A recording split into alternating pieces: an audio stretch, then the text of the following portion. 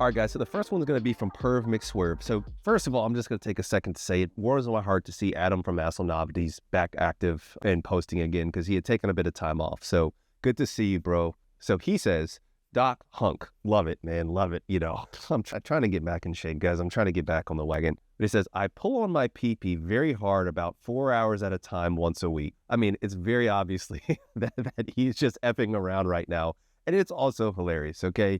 But guys, you know, obviously, please don't pull on your pee very hard, okay? This is all about gentle, constant tension, okay? Oh, Jesus Christ. He says, I use a shoelace tied to a cinder block on occasion, but most of the time I just yank it as hard as I can with both hands. So guys, like, please, the sad but funny thing about this is I've had guys that have literally tied shoestrings around their D's and use that as like an extender or something. Please, and even guys doing manual stretches, they just get overexcited and they're like, oh, I can make it bigger. And they like yank, you know, with one or sometimes two hands. Guys, if you're just starting off, that's when you're at the highest risk of injury. I've talked about this so many times. Please just do nothing like that. Once again, he is 1000% joking, okay? He's one of the smartest dudes I've ever talked to. So he's being funny right now. Please don't try real shit like this. He says, sometimes I get my girlfriend to hang on it with their grippy gardening gloves. So, I mean, hey, man, getting your girlfriend involved in PE, you know, tip of the hat to you. He says, I've been doing this consistently for 10 days and I haven't seen any results. I don't think this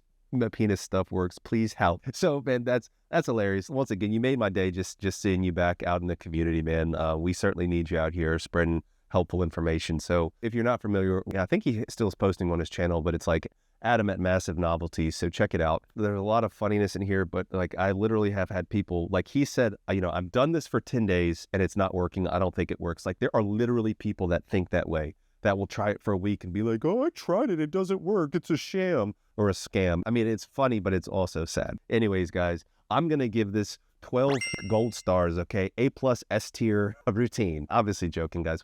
Please don't do this, okay? So, hey guys, it's Hink here. We're going to be doing another routine review. Hopefully, we're going to all learn some stuff today and, you know, maybe even have a little laugh because, you know, I've already had several. So let's go ahead and get into the next one. So the next one is from G. Sarad 13. He says, everything interval these days, okay? So guys, there's a lot that can be said about intervals. So already starting out good. Days 1 through 3, interval compression hanging 14 to 18 pounds. I mean, to me, that seems like a lot, but I don't know how experienced you are. If you're not having pain and that's what you've been doing and you've been seeing results, then more power to you. Guys, if you're using any kind of hanging or even extender, just make sure you start with very lightweight and then gradually progress upwards. Massage gun for 5 minutes. So actually right up there, I think is my massage gun, okay? I bought it when I was listening to stupid people on the internet that suggested using a massage gun before I knew better. Let me back up a little bit. I just think a lot of these massage guns, you know, are a lot of impact. You guys have seen my videos on like vibration and why I don't like those. So obviously something like using a massage gun on your pee-pee,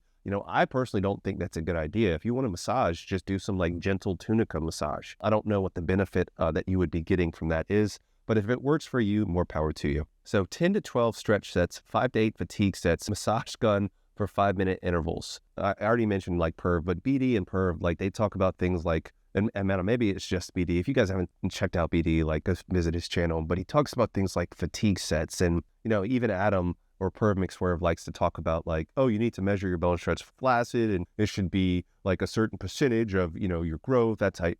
Like, I don't get into that, okay? I'm not saying it's wrong. I'm not saying that mine is better. I'm just saying that's too complicated for me and for my purposes. And so just like this routine, to me, that sounds like overly complicated.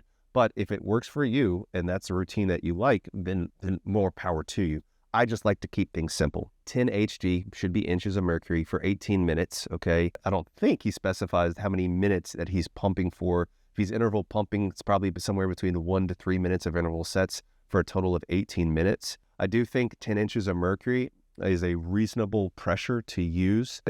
But once again, you start with the lowest pressure that you can tolerate, the lowest pressure you can, and then gradually work yourself up. Ideally, I think somewhere between 10 to 12 is a sweet spot, maybe as high as 13. To me personally, 14 is the hard stop. That's too risky above that, and you just get more discoloration and edema, but that's my take. ADS or healing sleep for 4 hours. Shoo, like bro, that is a lot, man. I mean, I don't know how long that routine takes, but that just seems like a lot of stuff packed in there. I think that ADSs are fine. The more stuff is putting in contact with your PP, and the more tension is on it, the more room for potential injury. And so that's why I personally don't like using an ADS. I think in general, ADS are very low risk, but I have had a guy wore an ADS one time, a recent client of mine on Patreon. If you need coaching or anything like that or injury support, it's through my patreon.com/Hink. But he wore it one time and he had it and it was like up at an angle like that and developed hard flaccid from it.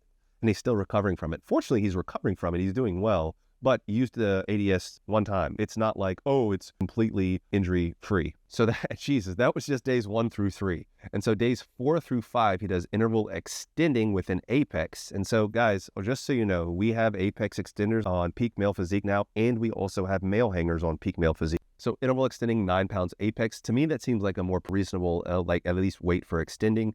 Then massage gun for 5 minutes. Those massage guns are intense, man. It's not just using like a small vibrating device. Like just be careful with that, man. If you think it works great, if it were me, I would tell you to take that out of there. Then 10 to 12 static stretch sets, 5 to 8 fatigue sets. That's fine. Massage gun for a 5-minute interval. Then pump on another 10 Hg, 10 inches of mercury. Okay, then another ADS. Day 6 and day 7, rest. Day 6 and day 7, rest, maybe some manuals or ADS. Bro, if that works for you, great. I could never do that in my routine because I just don't have time to do it. But if I had all the time in the world, who knows, maybe I might do a routine like that. I don't like the massage gun, personally. I mean, if you want to use it, great. I'm not a big fan of the ADS as well, but I think that there is potential benefit for those. These extender studies, guys, they were using the extenders for 6 to 8 hours a day in some of these studies. Like, I think it's fine. In general, I think it's mostly safe. Just be careful, man. That's a lot going on. And with everything that you're doing, I don't know, maybe you do need those 2 rest days. Like, I personally think rest days are, I have a whole video about why I think rest days are overrated, and I don't think the medical literature supports it for the most part, but rest days are certainly fine, especially for people that are just getting started. I would even recommend like a 1 day on, 1 day off routine. I don't know, am I going to rate this one? But in all seriousness, I'm going to give this probably a B. I think it's fine. I definitely think you can see gains with it. I like that you're using intervals. I think that there's some real science behind that as well. It's just my personal taste. It's a bit too complicated for my liking. And also, I did not get a good idea of how much total time you're spending doing length work. So yeah, I'm going to give it a B, man. I think that's fine, but that's just my take. Obviously, so you submitted to my sub, so that's what I think. I think it's good, but I think there's room for improvement potentially. All right, so the next one's going to be from Grand Researcher. Okay, guys, I'm pretty tired right now. It's been a long week. I'm recording on a Friday, so I'm going to cut some of this stuff out, but he says, hey, Doc Hink, how are you, man? Hey, man, thanks for asking. I'm doing good. He says he's been doing PE since November of 2013. He's grown from 15.5 to about 17.6 in 8 to 9 months, and then has eventually gotten to 18.1 centimeters. He says, I grew almost an inch, but I'm not satisfied yet. I don't blame you, bro. He says, since I got the high tension extender, #Apex, #Peak Male Physique, I've been doing BD's interval length protocol. My workout looks like this 6 times a week. In the evening, I warm up with 12 sets of 1 minute extending 5 pounds. And at the end, I have 6 pounds. So I like that you're warming up. I like the intervals. That's a good start. So then he says BFR massage for about 5 minutes. I like that much better than a massage gun, personally. It's like blood flow restriction massage. If you're unfamiliar with what that is, go check out BD's page and learn from him what that is. Regular work sets, 10 sets of 5 minutes on, 15 seconds off at 7 pounds. During regular sets, I had a heat pad throughout the entire workout. So I like the heat pad. What I would do if I were you is use the heat pad for the first half of the workouts. So you use the heat, it can help with the collagen elongation and stretch. And then once you take it off, you're actually kind of cooling in a more elongated state, if you will. That's what I recommend. I don't have a paper I can prove you that helps, but there is some evidence with like rat tail data that does actually help. If you haven't seen my video on heat, check out my video on heat, guys. He says, I haven't added more weight because I can't stand the pain after the 5th set. Guys, pain is never a good thing. I don't care what the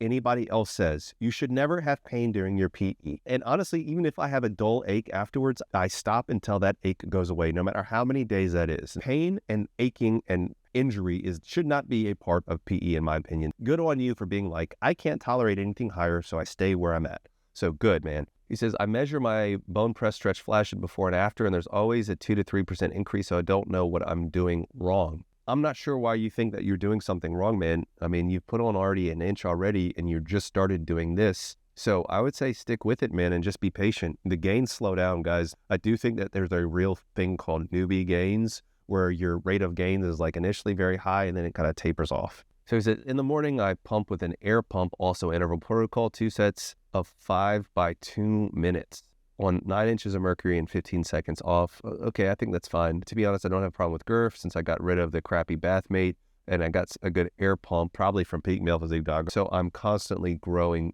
girth. Well, good for you, man. Most people don't grow girth. I think your routine is pretty good, man. I mean, you've clearly done your research. You've already got good gains. The one thing that I would say is don't have dysmorphia, where like, even though you're getting bigger, like it's still not enough. I don't blame you, bro. Like we all want to be, foot long, like massive hogs, but just try to take some time and appreciate what you have, because this stuff is not without injury. And you're already talking about things like feeling pain. The last thing you want is to have grown already an inch and then you injure yourself and get like a permanent hard flaccid, which is very rare. And most people can recover from hard flaccid with the right treatment, but still, just be careful, man. But I would say stick with what you're doing, man. I think it's a very reasonable routine. Once again, man, like I'm not going to lie.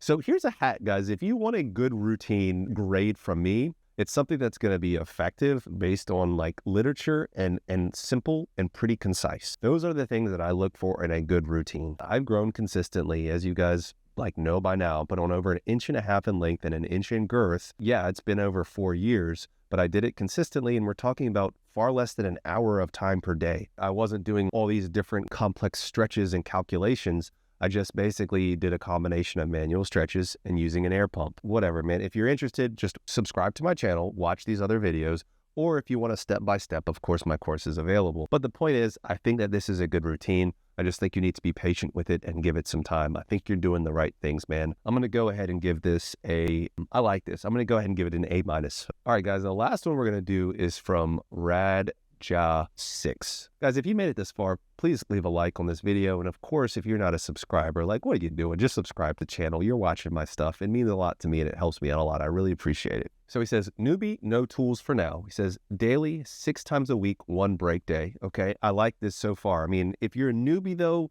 you can take it slow. Maybe like even 1 day on, 1 day off, or 2 days on, 1 day off, just to make sure that you're not getting injured, you're monitoring your erection quality, etc. But in general, I think 1 break day is reasonable. Let's see what he actually does. He says 5 minutes of heat, hot water. Be careful, make sure the heat's not too hot, but maybe he's just in the shower for 5 minutes. I think 5 minutes heat warm up, beautiful. Okay, so I'm liking that already. Then he does 5-minute warm up stretches, one-handed, down, left, right. So hopefully that means like gentle stretching, okay, with just some mild tension. Once again, warm up is key. And then down, left, right. So in my opinion, guys, and yes, I did take down my manual stretches video, but I'm going to be posting another one soon. So subscribe so you'll be the first to see it. But I think basically straight down, and I like basically the 4 o'clock position and the 6 o'clock position, okay? I don't think you need to necessarily go like left and like right, okay? And I definitely don't think you need to go up. But I just think those downward positions, I think, are the most effective.